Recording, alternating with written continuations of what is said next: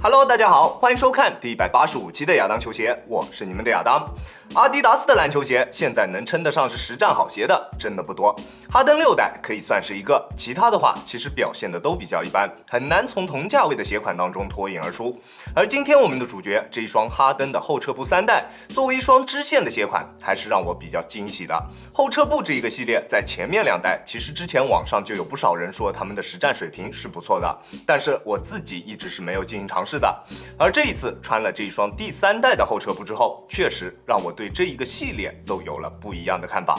那这一双后撤步3在实战方面的表现究竟如何呢？欢迎收看本期的亚当球鞋，我是亚当。本期视频由您的点赞赞助播出。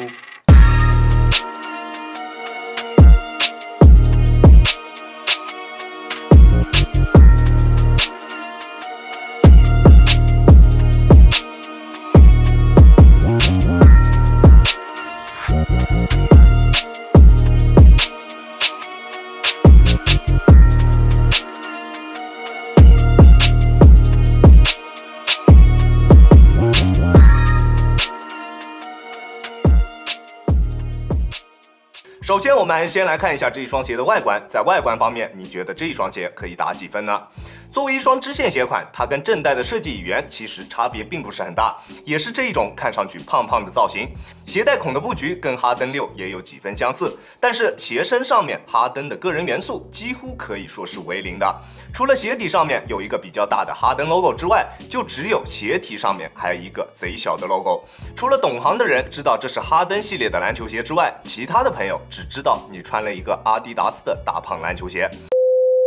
这一双鞋的整体外观造型真的说不上好看，起码我个人是欣赏不来的。阿迪达斯现在的外观设计都喜欢设计成这样有点臃肿的外观，像个胖头鱼似的，不知道到底是为了啥。那回到我们的实战环节，我们依旧还从大底开始说起。大底方面使用了大面积的竖向水波纹，加上前后掌2个类似于等高线的纹路，它在抓地力方面的表现是非常不错的，在实战的过程中基本上可以做到想停就停的水平，并且合理的纹路空隙也让它在吸灰方面有着非常不错的表现。我穿这一双鞋打了1个晚上都没有用手擦拭一下鞋底，表现非常优秀，并且球鞋使用的大底橡胶硬度也还算不错，2种不同的材质在硬度计测试下得出来的数值都是高于60的，并且纹路的深度也还算不错，打塑胶地完全没有问题。而且这一双鞋后期的价格我估计一定会到300左右。那虽然现在还处于一个400左右的一个价位段，但是300那是迟早的事情，到那个时候购买一双用来打水泥地也是完全可以接受的。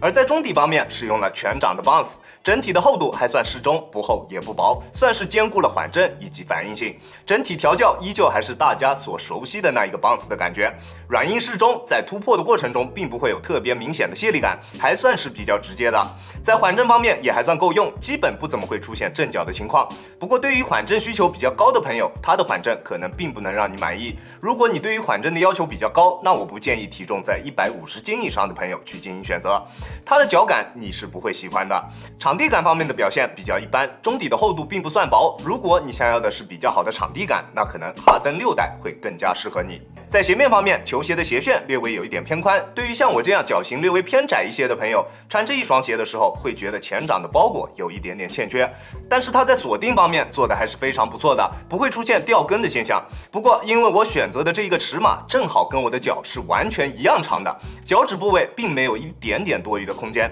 在做急停动作的时候会出现顶脚趾的情况，不知道是不是因为尺码选择的问题而造成的。但是这种顶脚趾的情况并不是特别的明显，是完全可以接受的那一种程度，这一点大家不需要去担心。并且在做侧向蹬地或者是变向的时候，双脚在鞋内也并不会出现明显的滑动，所以锁定方面的表现总体还是非常不错的。而在用料方面，这一双鞋并没有使用太复杂的搭配，就是全身的针织材料加上一些重要位置的热熔材料覆盖，再加以少许的皮质材料作为点缀，简单高效。针织材料的强度是比较不错的，加上侧面的热熔材料加固，虽然中底的橡胶并没有在侧面的受力点位置做出特别明显的上扳，但是它在侧向支撑方面是完全没有问题的。不管你做什么动作，鞋面都可以非常好的兜住你的双脚。在足弓处的支撑并不是特别优秀，虽然足弓处做出了一定的内收，中底的橡胶也在这个位置做出了上扳，但是因为它的整体鞋楦有些许偏宽，对于像我这样脚型略微偏窄的朋友来说，我穿这一双鞋的时候在足弓这一个部位，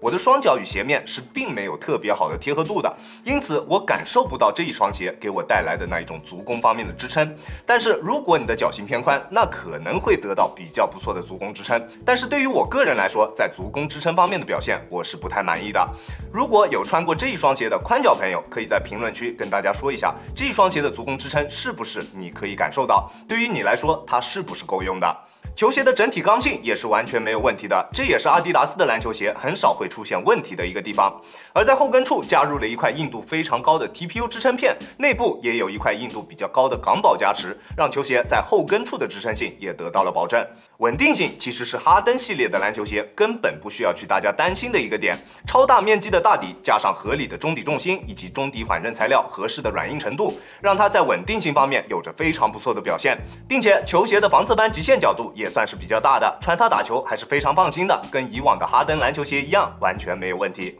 在重量方面，单支42码的后车部3代，重量是410克，在重量方面的表现是比较普通的。当然，哈登的篮球鞋定位也从来都不是轻质灵活。那如果你想要的就是轻质灵活的篮球鞋，应该也不会去考虑哈登的篮球鞋。这一双鞋，亚当球鞋主观评级 B 减。这一双鞋在各方面的表现都还算不错，但是都不算突出。好在它并没有特别明显的缺陷。不过，虽然哈登确实是一个后卫，但是这一双鞋我会更加推荐锋线的球员去进行选择。相对于轻质灵活的传统后卫鞋，它更加注重的是稳定性。过于宽大的大底面积也会损失掉一定的灵活性。所以，如果你想要的是轻质灵活，那这一双鞋我并不推荐给你。但是你想要的就是一双稳定性出色、价格合适的篮球鞋，那这一双鞋就是一个非常不错的选择。如果你也跟哈登一样喜欢做后撤步、偏节奏流打法，那这一双鞋会非常适合你。哈登的篮球鞋定位其实跟 AJ 的冬季期定位是非常相似的，我相信喜欢冬季期篮球鞋的朋友应该也会喜欢哈登的篮球鞋。